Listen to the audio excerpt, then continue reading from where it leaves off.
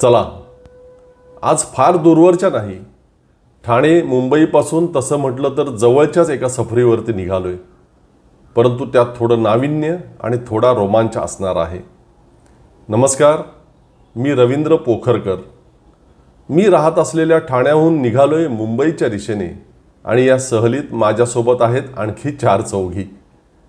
अन्याय अत्याचारग्रस्त महिलांच्या मदतीसाठी आणि अशा खचलेल्या महिलांना आधार देऊन त्यांना पुन्हा खंबीरपणे उभं राहण्यासाठी मदत करणाऱ्या ऊर्जा या नामांकित NGOचं काम पाहणाऱ्या रेश्मा ठोसर आणि तिची सहकारी प्रतिभा बांगर पटोळे, त्याचप्रमाणे माझी पत्नी चंद्रकला आणि तिची जीवाभावाची मैत्रीण चंदा फडतरे. मुंबईतून अलिबागला मांडव्यापर्यंत आपल्या गाडीसह घेऊन जाणाऱ्या रोरो फेरीबोट सेवेला सुरुवात होऊन आता बराच काळ लोटला. परंतु मला काही त्यातून प्रवास करण्याचा योग येत नव्हता. तो अखेर आत्ता जुळून आला आणि या रोरो फेरीतून अलिबागच्या दिशेनं जाण्यासाठी आम्ही सर्वजण ठाण्याहून मुंबईत भाऊच्या धक्क्याकडे पोहोचलो. त्या महाकाय बोटीत आमची गाडी शिरली आणि मग थोड्याच वेळात मांडव्याच्या दिशेने आमचा प्रवास.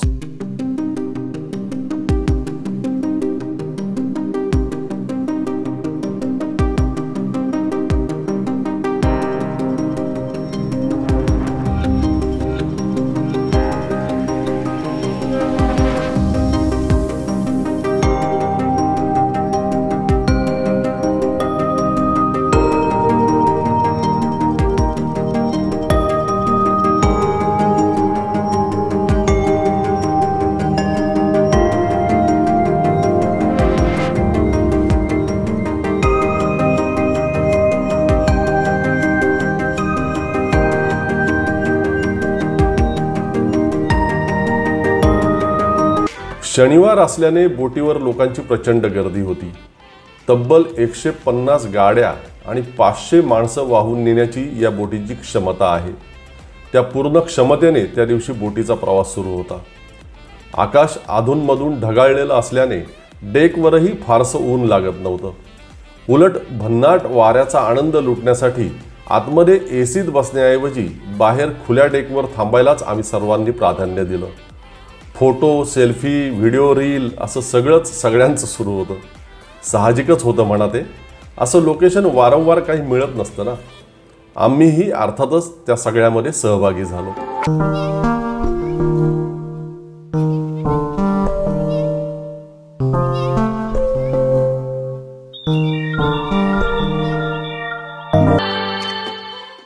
अतिशय मजेशीर आहे, गंमत आहे. म्हणजे गोव्याला काही ठिकाणी, कोकणात काही ठिकाणी आपण गाडीतून खाडी ओलांडतो, परंतु ते एक 5-10 मिनिटाचा, 15 मिनिटाचा प्रवास असतो. ते तासभर बोटीतून अशा प्रकारे प्रवास करायचा आणि ती सुद्धा आलिशान सर्व सोयी सुविधांनी युक्त अशी बोट. आणि नजारा बघायला अतिशय मजा येते. बोटीचा स्पीडही भन्नाट असतो, वारा भन्नाट. एक वेगळाच अनुभव मिळतो. खूपच सुंदर अनुभव आहे. सगळ्यात महत्त्वाचं नुसतं बोटीने जाणं, पण गाडी घेऊन आपण बोटीमध्ये बसलो आहे आणि वाटतच नाही आहे. आणि इंडिया तर वाटतच नाही आहे, अगदी फॉरेन कंट्रीचा फील येतो आहे. पण एक आहे की अगदी निसर्गाच्या खूप जवळ होतो आपण आणि एवढा अथांग सागर, अथांग आकाश आपल्याला कवेत घेऊ पाहत आहे. भन्नाट अनुभव प्रत्येकाने घ्यावा असा आहे. खूप छान वाटतंय. पहिल्यांदा या बोटीतून मी प्रवास करते. एवढ्या इथे महाराष्ट्रात आपण राहू नाही, महाराष्ट्रात एवढ्या बाहेरून येणारी लोक इथे याचा आनंद घेत आहेत आणि आम्ही तर राहून देखील आनंद घेत नाही आहेत. पण आता विचार केलेला आहे खूप छान की महाराष्ट्रातील प्रत्येक ठिकाणी जाऊन भेट द्यायची. छान वाटतंय. पहिल्यांदाच बोटीत बसले, भाऊचा धक्का ते मांडवा चालले. छान वाटतंय. खूप छान वाटतंय. पहिल्यांदाच बसतोय, पण तरी अनुभव खूपच छान आहे. साधारण 50 मिनिटांच्या प्रवासानंतर मांडवा जेट्टी दिसायला लागली. काही वेळातच बोट जेट्टीला लागली. थोड्या वेळानं गेट उघडले आणि आमची गाडी बोटीतून बाहेर पडून अलिबागच्या दिशेने आमचा पुढचा प्रवास सुरू झाला. बरोबर फक्त 55 मिनिटात भाऊच्या धक्क्यावरून आम्ही मांडव्याला पोचलो होतो. मुंबईतून रस्तामार्गे गाडीने हेच अंतर कापायला आम्हाला किमान 3.5 ते 4 तास लागले असते. आम्हाला जायचं होतं अलिबागच्या थोडं पुढे नागावला. रेश्मा काही महिन्यांपूर्वीच नागावमधील एक होमस्टेमध्ये राहून आली होती आणि तिला ते फार आवडलं होतं. त्या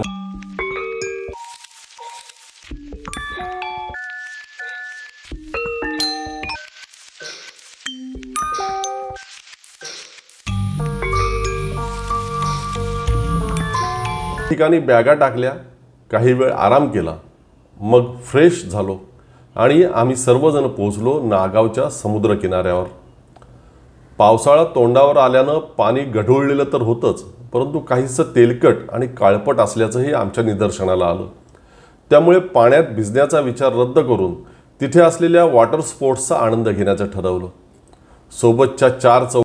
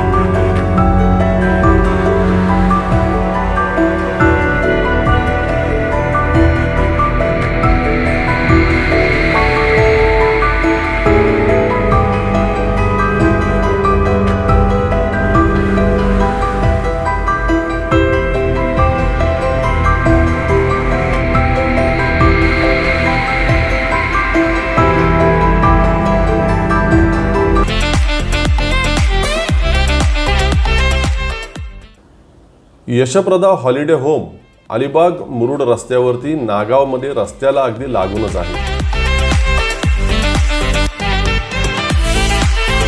स्वच्छता टापटीप प्रथमदर्शनीच आपल्या डोळ्यांना भावते. पार्किंगसाठी प्रशस्त जागा आहे. 8 रूम आहेत इथे, त्यातील 5 AC आणि 3 नॉन AC.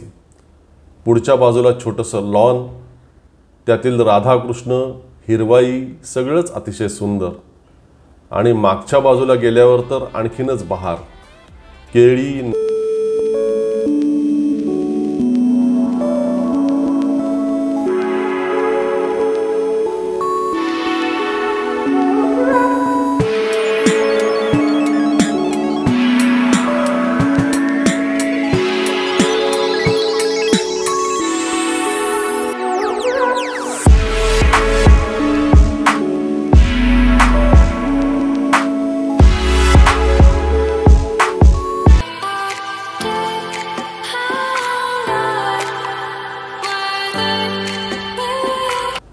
या होमस्टेचे मालक प्रकाश आणि माधुरी नाईक हे दोघेही अतिशय मनमिळाऊ आणि गोड स्वभावाचे. मागील जवळपास 25 वर्षांपासून ते या व्यवसायात आहेत. अतिशय कष्टाने आणि प्रचंड परिश्रम करून या दोघांनी इथे हे शून्यातून त्यांचं विश्व उभं केलंय. त्यांच्याकडे येणाऱ्या पर्यटकांमध्ये वर्षानुवर्ष कायम त्यांच्याकडेच येणाऱ्या पर्यटकांची संख्याच अधिक आहे. कारण एकदा त्यांच्याकडे आलेला पर्यटक पुन्हा आल्यावर कधीही दुसरीकडे जाऊच शकत नाही, इतक्या आपुलकीने हे दोघे पर्यटकांशी वागतात. त्यामुळेच मागील 25 वर्षांच्या काळात असंख्य पर्यटकांशी त्यांचे कायमस्वरूपी ऋणानुबंध जुळलेत. सकाळी नाश्त्याला मला आंबोळ्या खायच्या होत्या. म्हटलं पोहे उपीट वगैरे आपण नेहमीच खातो. ऑथेंटिक चवीच्या आंबोळ्या इकडे शहरात फारशा खायला मिळत नाहीत. माधुरीताईंना तशी रात्रीच विनंती करून ठेवली होती. सकाळी उठून फ्रेश होऊन खाली उतरलो तर माधुरीताई आंबोळ्या करायच्या तयारीतच होत्या. रेश्माकडून नाईक दाम्पत्याच्या जीवन प्रवासाबद्दल काही कळलं होतं. मी स्वतःही माधुरीताईंना सकाळी नाश्ता करता करता किचनमध्ये गुणगुणताना ऐकलं होतं. त्यातील माधुर्य मला पटकन जाणवलं होतं. मग आमचा नाश्ता झाल्यावर मी माधुरीताईंशी छोटासा संवाद साधला. ज्या पद्धतीने मी जसं म्हटलं तसं की इतकं हसतमुखाने सगळं हे करताना तुम्हाला सकाळपासून बघताना मला खूप आनंददायी वाटलं. ते सगळं कसं काय हे सगळं मॅनेज करताय? बेसिकली काय आहे की हा व्यवसाय मी गरजेपोटी जरी सुरू केला होता, जेव्हा सुरू केलं तेव्हा गरजेपोटी सुरू केला म्हणायला हरकत नाही, पण नंतर ह्या व्यवसायातनं माणसं खूप भेटत गेली आणि खरोखर खूप चांगलीच माणसं भेटली. आज 20 वर्षाच्या काळामध्ये कधी वाईट माणसं भेटली नाही. तर इतकी चांगली माणसं आपल्याकडे येऊन राहतात, आपलं कौतुक करतात म्हटल्यानंतर हसतमुखाने त्यांना खायला घालणं आणि लहानपणापासून आईवडिलांनी शिकवलेलं होतं की अतिथी देवो भव, हेच कायम मनात ठेवलेलं आहे की तो आलेला माणूस आहे, ह्याला आम्ही कधी लॉजवरचा आलेला असं नाही, गेस्टच म्हणतो, आमच्या घरच्या पाहुण्यांसारखंच ते मनापासून आम्हाला तसं वाटतं. आणि म्हणूनच त्यांच्या आवडीचं त्यांना मिळेल तेव्हा शक्यतो घरगुती चांगल्या स्वरूपाचं खाणं पिणं देणं, त्यांची सोय बघणं, हे खूप आनंददायी गोष्ट आहे खरी म्हणजे. मला असं समजलं म्हणजे हे काय फार सहजपणे सगळं साध्य झालेलं नाही आहे. हे सगळं जे उभारलं आहे, ज्या पद्धतीने तुम्ही इतकी वर्ष चालवत आहे, त्याच्यामागे खूप मोठे कष्ट आहेत, खूप स्ट्रगल आहे तुमचं. त्याविषयी थोडक्यात काय सांगता येईल? कसं याची सुरुवात झाली, कसा हा प्रवास झाला आहे? त्या काळात असं होतं की तेव्हा नागावमध्ये लॉज नव्हती जास्त. कोणतं वर्ष असेल, म्हणजे किती वर्षापूर्वीची गोष्ट सांगता येईल? ही जवळजवळ 25 वर्षापूर्वीची गोष्ट आहे. आणि 25 वर्षापूर्वी मग घरातले प्रॉब्लेम्स पण वाढायला लागले म्हणून मिस्टरांना नोकरी सोडायचीच होती. बरं, माझी नोकरी चांगली असल्यामुळे त्यांना असं वाटत होतं की मी ती कंटिन्यू करावी आर्थिकदृष्ट्या वगैरे सुद्धा. आणि नंतर असं तेव्हा एक थोडंसं लोकांनी मला मूर्खातच काढलं म्हणायला हरकत नाही की कशाला नागावला काय टुरिझम आहे, नागावला काय लॉज चालणार, कशाला नवऱ्याचे मिळालेले रिटायरमेंटचे पैसे घालून बसली. पण मला असं वाटत होतं की समुद्रकिनारा आहे म्हणजे कोणी ना कोणीतरी येणार, आपल्याकडे पाहुणे येतात, ते मित्रांना सांगतील आणि असं करून आपल्याला थोडाफार व्यवसाय पुरेसा आहे असं अशा दृष्टीने सुरू केला होता. पण शेवटी तो व्यवसाय पर्यटन हे म्हणजे ते प्रेडिक्शन माझं जास्त बरोबर ठरलं आणि इतका व्यवसाय वाढला की त्याच्यात नंतर स्टेट बँकेची सुद्धा नोकरी सोडायला अवघड वाटलं नाही. पण पहिलं खूप ओढाताण खूप केली, कष्ट खूप केले. तेव्हा कामाला माणसं नसायची, नोकरीवरनं आल्यानंतर सगळं करायला लागायचं, आर्थिक ओढाताण होती. पण सचोटीने वागत राहिलं तर देव साथ देतो. सकाळी तुम्ही गाणी गुणगुणत होतात आणि तुमच्या किचनमधनं बाहेर आम्ही बसलो होतो, बाहेर आवाज येत होता. ही गाण्याची आवड आहे की कसं, नेमकं काय आहे? हो, माझे वडील, माझ्या घरी पेटी वगैरे आहे. माझे वडील हार्मोनियम उत्तम वाजवायचे आणि त्यांनी लहानपणी मला खूप खरं सपोर्ट करत होते की तू गाणं म्हणजे MA कर, गाणं घेऊन MA कर, शहरात तुला मी पाठवतो. त्या काळात एवढा वडिलांनी सपोर्ट केला होता गाण्यासाठी खरा म्हणजे की देवाने दिलेलं भरपूर आहे तुझ्याकडे, आता तुला त्याला आकार द्यायचा आहे. पण तेव्हा असं वाटायचं की नाही, आई वडील शिक्षक आहेत, ते त्यांची पण मध्यम परिस्थिती आहे, तर आपण पण पैसे कमावले पाहिजेत. ह्या दृष्टीने गाण्याच्याकडे थोडंसं दुर्लक्ष केलं. पण 8वीपासून गाण्याच्या 3-4 क्लासिकल म्युझिकच्या 3-4 परीक्षा मी दिल्या होत्या. त्याचा उपयोग आत्ता होतो आहे. आणि हा छंद म्हणून आयुष्यात जेव्हा खूप स्ट्रगल करत होतो किंवा काही दुःख प्रत्येकाच्या वाटेला येतं, तेव्हा ही संगीताने खूप चांगली साथ दिली की आपण आपला माईक घेऊन बसलं, 4 गाणी म्हटली तर आपल्या डोक्यातले विचार निघून जातात. आणि त्या दृष्टीने म्हणून मुलांना आणि नातवांना कंपल्सरी कसला ना कसला तरी छंद निर्माण करावा अशी इच्छा आहे. आणि तेव्हापासून गाणं मग थोडंसं डेव्हलप केलं आहे. पण फार काही तुमच्या अत्यंत हृदयाच्या जवळ असलेलं किंवा तुमच्या अत्यंत आवडतं कुठल्या तरी 4 ओळी गुणगुणा, गा कसंही. हृदयी जागा तू अनुरागा, प्रीतीला ह्या देशील का, देशील का, देशील का. बांधीन येथे घरकुलची म्हणे, बांधीन येथे घरकुलची म्हणे, स्वर्गाचे ते रूप ठेंगणे, शृंगाराचे कोरीवलेणे, रहावयाला येशील का येशील का येशील का हृदयी जागा तू अनुरागा प्रीतीला ह्या देशील का देशील का देशील का. क्या बात आहे, खूपच छान.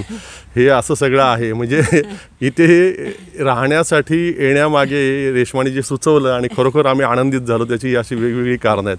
खाणं पिणं राहणं स्वच्छता टापटीप हे सगळं आहेच, हिरवाईने सगळं वेढलेलं आहे आणि हा असा पाहुणचार आहे आणि ह्या अशा आवडत्या गोष्टी आपल्याला सभोवताली आहेत. कधी आलात नागावला या बाजूला येणं झालं तर यशप्रदा रस्त्याला लगत आहे एकदम. आठवणीने या सगळ्याच्या अनुभूती घ्या. धन्यवाद.